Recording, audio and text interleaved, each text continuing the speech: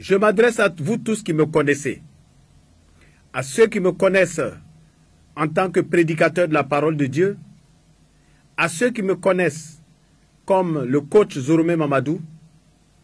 Vous avez vu que j'ai souvent dit que je n'ai pas dit je sais tout. Je me propose d'aider les couples qui sont en difficulté, ceux qui sont mariés, qui n'arrivent pas à s'entendre entre eux. Pour leur apporter aussi mes conseils que je dis toujours, mon coaching basé sur la parole de Dieu d'abord et aussi sur mon vécu où il y a des échecs, il y a des réussites et aussi l'expérience que je peux vous apporter. Aujourd'hui, 8 juin 2020, je fête les 31 années pendant lesquelles cette femme, qui est mon épouse aujourd'hui, et moi, nous nous sommes connus. À l'époque où je faisais sa connaissance, vous avez entendu dans certaines de mes vidéos, j'étais, comment dirais-je, sorti d'Air Afrique, je faisais mes affaires, et c'est sur un vol en allant à New York que je rencontre cette femme-là, on me la présente, une jeune fille toute jolie qui était hôtesse de l'air. Et puis bon, évidemment, il y a eu les petits machins, les approches, on s'est connus. Et je dirais que ça fait 32 ans que nous sommes aujourd'hui ensemble. Mais 25 années de mariage. Parce qu'on ne s'est pas marié tout de suite. On s'est connus et c'est 6 ans après que nous nous sommes mariés. 6 à 7 années après que nous nous sommes mariés. Et aujourd'hui, c'est la 25e année de notre mariage. Je voudrais dire à tous les jeunes qui veulent amasser beaucoup d'argent pour se marier. C'est bien si vous pouvez le faire. Mais je voudrais que vous sachiez que ce n'est pas utile. Parce qu'au moment où je me mariais à cette femme, elle gagnait suffisamment sa vie. Je ne vais pas vous dire son salaire ici à Air Afrique, comme hôtesse de l'air, elle gagnait suffisamment sa vie. Et moi, j'étais dans les affaires, je gagnais bien ma vie. Je me rappelle d'ailleurs, quand on se mariait, j'avais une Mercedes, une 280 SE. Donc, nous nous sommes mariés à la mairie de Trècheville. Nous avons choisi un après-midi qui n'était pas week-end, un jeudi. À l'époque, les week-ends, on payait plus cher et les jeudis, c'était 7500. Donc, nous avons déboursé 7500 pour notre mariage. Et quand on a fini le mariage, moi, j'avais à peine 6 invités. 6 personnes que j'avais invitées. Elle en avait plus parce que elle avait une de ses amies avec laquelle elles avaient vécu quand elles sont entrées à Air Afrique. Elles avaient même vécu dans la même maison. Elle avait une grande famille. Elle a invité toute sa famille. En fait, tous les invités, c'était pratiquement la famille de son ami. Moi, j'avais 6 invités. C'est-à-dire des gens de ma famille y compris. Et quand on a fini le mariage à la mairie, j'étais au volant de ma voiture. Elle était à ma droite et je vous rappelle qu'elle n'a pas acheté des habits de mariée avec robe, machin. Elle a regardé, elle revenait de New York, elle avait acheté juste un tailleur. Moi, j'ai pris dans mes costumes un costume qui était encore bien et je l'ai repassé et je l'ai porté. Tout cela parce que mon beau-père, quand je lui ai écrit pour dire nous voulons nous marier, il nous a dit mariez-vous, mais je ne veux pas d'un grand mariage. Que Dieu le bénisse. Qu'il ne veut pas d'un grand mariage. Et c'est ce que nous avons fait. Et donc, quand nous sommes sortis de la mairie, j'ai dit à tous ceux qui étaient là, ceux qui veulent manger un bout, suivez-moi. Chez mon témoin de mariage, qui était une ancienne aussi d'Air Afrique, Madame Koulibaly, j'avais acheté quelques nems pour 20 000 francs. On avait je crois, un casier de bière, un casier de Fanta et je crois Coca. Et les gens nous ont suivis, on est arrivé là, dans la bonne humeur. On a partagé les nems chinois, vous connaissez? J'en avais acheté pour 20 000 francs. On a partagé les nems, on a bu un verre chacun. On est rentré chez nous à 18 h, le mariage était fini. Ça fait 25 ans aujourd'hui, nous avons connu la paix, la joie du mariage. Je vous dis, c'est certes, ce serait prétentieux de dire qu'il n'y a jamais eu d'histoire entre nous, ça c'est faux. Mais nous avons pu surmonter tout ce qui s'est passé. Et je vais vous dire que les 6 premières années de notre mariage furent des années même chaotiques, de par ma faute. Parce que j'étais un homme à femme.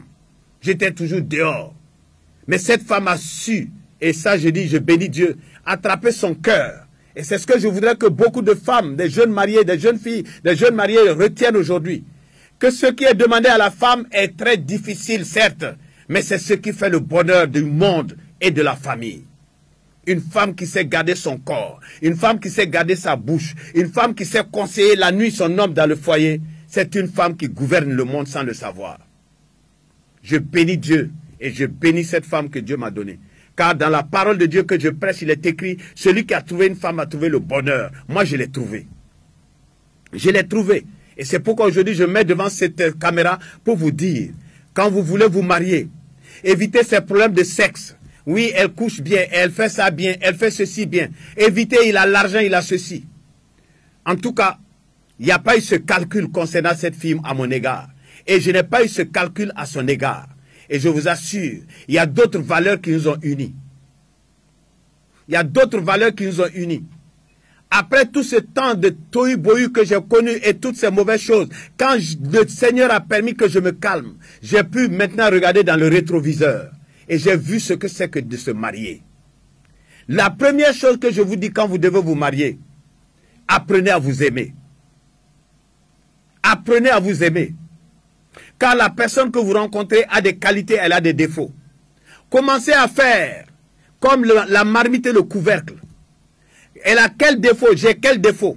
Parce qu'il faut que moi je supplée à ses défauts. Il faut qu'elle supplée à mes défauts. Donc quand vous vous mariez, la première chose que je vous recommande, c'est de ne pas chercher à être heureux. On ne se marie pas pour être heureux. On se marie pour rendre heureuse. Vous savez, le mariage, c'est comme une eau de toilette. Quand vous êtes parti pour la première fois pour une eau de toilette, vous la sentez, elle sent bon. Mais une fois que vous avez acheté une eau de toilette et que vous la mettez régulièrement sur vous, vous ne sentez plus l'odeur. Vous ne sentez plus l'odeur du parfum que vous portez. Ce sont les autres qui vous disent, votre parfum sent bon. De la même manière, si l'amour sort de vous, cet amour vous revient. Si vous exhalez une bonne odeur, cette bonne odeur vous revient. Les gens vous diront, votre parfum sent bon. Et c'est comme le boomerang. Le boomerang est une arme de la Papouasie que les Indiens taillent dans du bois. Ils ont la technique, quand ils lancent sur un écueil ou sur un animal, ça tape et ça leur revient. Le bien nous revient, le mal nous revient, l'amour nous revient. Si tu sais placer l'amour, tu reçois l'amour. Le deuxième point que vous devez tenir en compte, c'est une question divine spirituelle. Aime ton prochain comme toi-même. La manière dont tu aimes ta personne, aime la femme comme ça. La manière dont tu aimes ta personne, aime ton mari de cette façon. Et la troisième chose que je vais vous dire, qu'une femme sache quelle est sa place. Il n'est pas mauvais d'être femme, il n'est pas mauvais d'être homme, il n'est pas avantageux d'être homme, il n'est pas avantageux d'être femme. Nous nous complétons. Et quand vous comprenez que vous et une femme, ou trois femmes et l'homme, vous vous complétez, vous allez vivre heureux. N'écoutez pas ce monde qui dit que l'homme et la femme sont égaux. Il n'y a pas d'égalité entre un homme et une femme. Ce sont des problèmes que j'appellerais des problèmes de convention humaine. On veut se prouver que l'homme et la femme sont égaux. Je ne sais pas où on trouve cela. S'il est vrai qu'on est égaux en droit, même ceux qui le disent, je sais que c'est des menteurs. La preuve, dans des pays qui prônent cela, à diplôme égal, on paye moins bien la femme que l'homme. Donc vous voyez que c'est des mensonges. L'homme et la femme sont complémentaires. Nos parents avaient l'habitude de dire à nos sœurs, lorsqu'elles se mariaient, quand tu iras chez ton mari, le mari c'est comme un WC, parce qu'avant les WC c'était des trous qu'on creusait, on mettait une latrine. Et dit le mari c'est comme le WC, et toi tu es le couvercle, c'est-à-dire quand tu es assis sur le WC, fais en sorte que l'odeur du WC ne soit pas sentie par qui que ce soit. Donc lorsque tu te maries, le problème de ton foyer, les problèmes entre toi et l'homme, les problèmes entre toi et ton mari, les problèmes entre toi et ta femme, ce sont vos problèmes. Ce ne sont plus les problèmes de vos parents. Beaucoup se trompent à raconter tout à leurs parents. La femme que j'ai le bonheur. Elle n'est jamais allée voir un de ses parents, une de ses sœurs pour dire mon mari m'a fait ça. Même que ses sœurs apprennent par ma bouche le mal que je lui faisais. Elle ne l'a jamais dit. C'est lors de mes témoignages que ses parents même entendent le mal que j'avais fait. Elle n'a jamais dit. Et vous voyez, quand le temps de s'arranger est arrivé, ça a été facile. Mais si tu as passé le temps à dire à tes parents, à tes soeurs, mon mari est mauvais, mon mari est ceci. Si tu as passé le temps à dire à tes parents, ma femme est mauvaise, ma femme est ceci. Le jour que tu vas te mettre à aimer ta femme, tu seras en porte-à-faux avec tes parents. On voit des hommes qui se cachent pour aimer leur femme parce qu'ils ont pris le temps de dire à leurs parents que cette femme est mauvaise. On voit des femmes qui se cachent pour donner de l'amour à leur mari parce qu'elles ont pris le temps de dire ailleurs que leur mari n'était pas bon.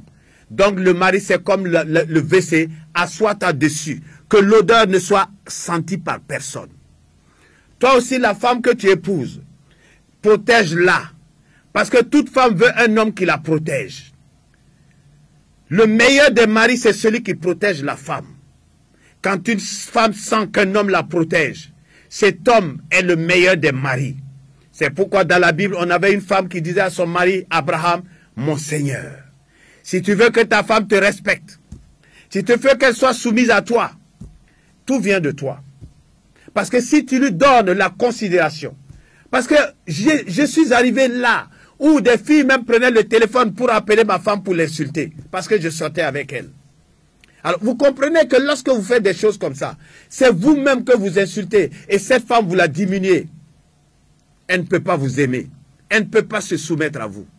Beaucoup se plaignent, ma femme n'est pas soumise. Oui, pour ceci, cela, vous avez des raisons. Mais la raison vient de vous-même. La raison vient de nous-mêmes. C'est pourquoi je fais ce témoignage aujourd'hui. À la suite de tout ce que je dis, régler sa vie sexuelle pour être un bon investisseur, je dirais, aime ta femme ou aime ton mari pour que vous soyez heureux dans tous les sens, que vous soyez prospère. Car il y a avoir les biens et il y a être prospère.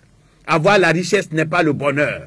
Mais être prospère, c'est un bonheur. Parce que les gens qui sont autour de toi t'admirent, ils t'aiment, ils te qualifient. La femme que tu as te respecte, elle te qualifie. Et lorsque tu sors de ta maison, c'est une femme qui est prête, sans que tu le saches, à se mettre à genoux, à dire à Dieu, Dieu, souviens-toi de mon mari. Et un tel homme, tu n'échoues pas dans la vie. Je vais vous donner pour terminer.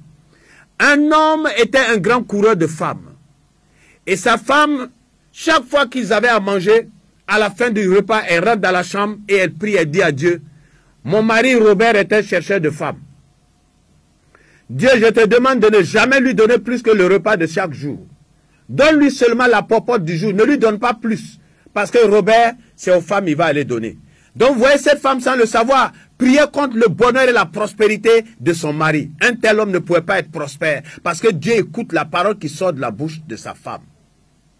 Je vous dis encore pour terminer, soyez un bon mari, soyez une femme exemplaire. Ne vous asseyez pas ensemble pour regarder des telenovelas. Vos yeux, sans le savoir, sans que vous le sachiez, vous apprennent à pécher, vous apprennent à enregistrer des choses qui vont vous ruiner dans votre foyer.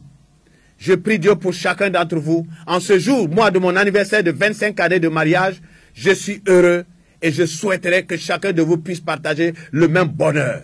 Car vous ne pouvez pas vous imaginer que dans un foyer où l'homme respecte sa femme, dans un foyer où la femme donne à son mari la seigneurie, dans un foyer où un homme et une femme peuvent, un homme et sa femme peuvent la nuit quand ils entrent s'asseoir ensemble. Aujourd'hui, nos enfants sont partis pour les études. Nous sommes deux, mais nous ne nous ennuyons pas. Nous sommes capables de monter dans notre voiture, de Ouagadougou jusqu'à Abidjan, 1000 et quelques kilomètres. On ne s'ennuie pas, on ne met même pas de la musique.